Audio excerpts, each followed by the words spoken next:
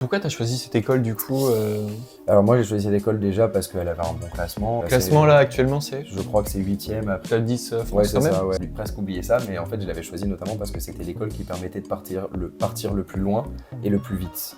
Dès la deuxième année on pouvait partir assez loin. Ah, à l'étranger tu veux Ouais, dire à l'étranger. Hablas espagnol? Sí, claro que sí. Sí, claro, podemos hablar en español, pero tengo que practicar más. Me too. Me también. Si. Est-ce que tu pourrais donner un avantage et un inconvénient? L'avantage c'est que ça boit beaucoup et l'inconvénient c'est que ça boit beaucoup. Ça te va ou pas? Ouais ça me va, tu peux développer un peu plus ou... Oui. Bienvenue. Merci. Non c'est de la merde. Je sais pas pourquoi je dis bienvenue, je suis dans ta chambre. Oh, le truc, la vidéo. Si vous me connaissez pas, si vous me connaissez. Ça va pas le faire. Ok, attends, c'est bon. Je sens qu'on va se marrer. Salut à tous, aujourd'hui on se retrouve pour une nouvelle vidéo avec César Maurice Jacopelli et du coup je suis le fondateur de True Tourisme. direct tu fais ta pub Pardon, première non, phrase. Non mais je sais pas. J'ai même pas posé de question. Non mais c'était bien, attends je laisserai. Moi j'ai pas Non, compris t'inquiète. genre parce que j'ai pas l'habitude des trucs. Si vous me connaissez pas, je suis étudiant, j'ai 21 ans, je suis en école d'ingénieur moi aussi, et je me suis posé pas mal de questions sur les études que j'allais faire. Et donc le but, je fais plein de vidéos sur l'orientation où je présente des parcours d'anciens étudiants et des étudiants aussi qui sont dans différentes écoles. Donc n'hésitez pas à vous abonner, il y a plein de vidéos qui sortent toutes les semaines. Du coup César, est-ce que tu peux te présenter en quelques mots? Oui bien sûr, du coup moi je m'appelle César Maurice Jacopelli, j'ai 24 ans et du coup moi en termes d'études j'ai fait une école de commerce qui s'appelle Neoma à Rouen. Tu peux me dire comment tu as intégré cette école?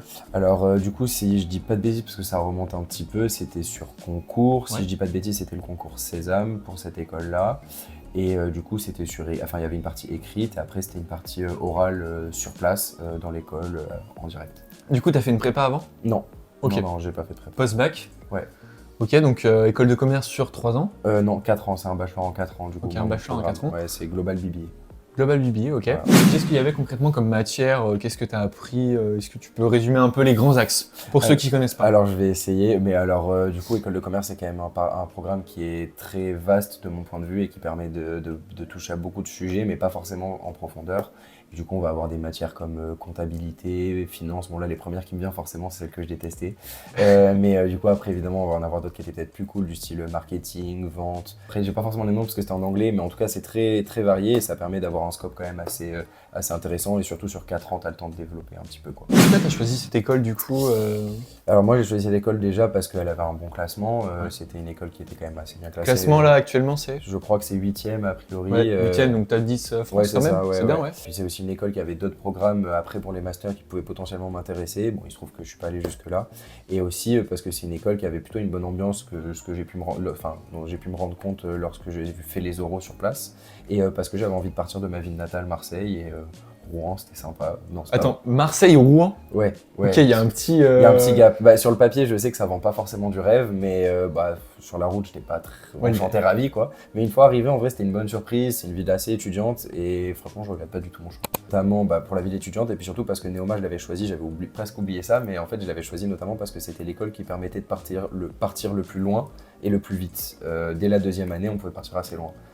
à l'étranger tu veux dire? À l'étranger, ouais. Ok, tu vas nous parler un peu de tes expériences? Ouais, carrément. Bah, du coup, dès la deuxième année, donc c'est-à-dire j'avais que 19 ans en soi, c'est relativement jeune, je trouve. Je suis parti quand même assez loin, c'est-à-dire je suis parti au Chili pour un an en échange universitaire à l'université Diego Portales. Hablas espagnol? Sí, claro que sí. Podemos continuar? Sí, claro, podemos hablar en español, pero tengo un acento un poquito lado.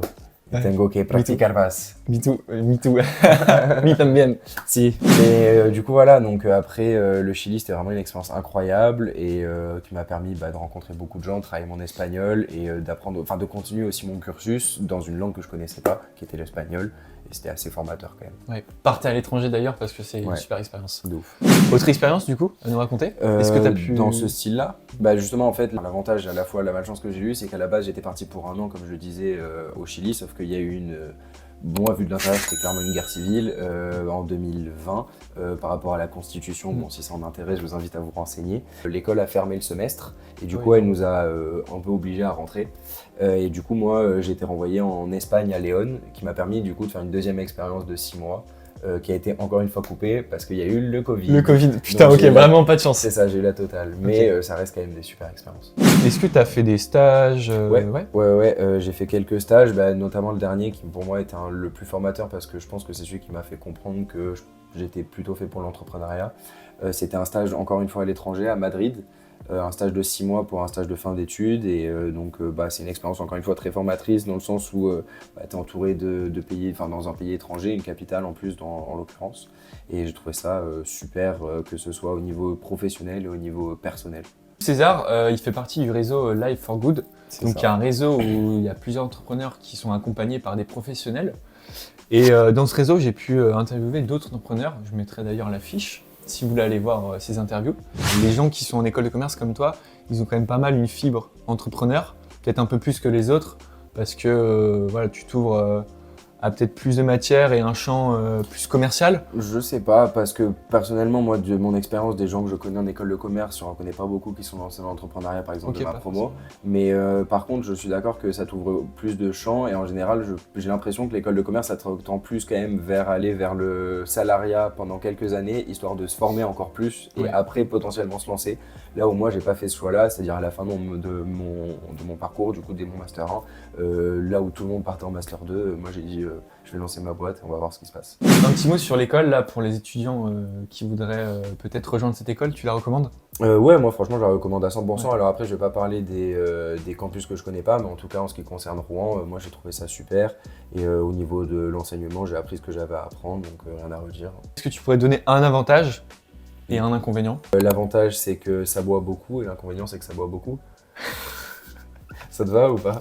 Ouais, ça me va. Tu peux développer un peu plus ou... Oui, non, du coup, l'avantage c'est que ça boit beaucoup et du coup, tu te fais beaucoup de rencontres et tu rencontres pas mal de gens, donc ça c'est super, tout ça. Et par contre, du coup, le lendemain, faut assumer pour aller en cours, quoi.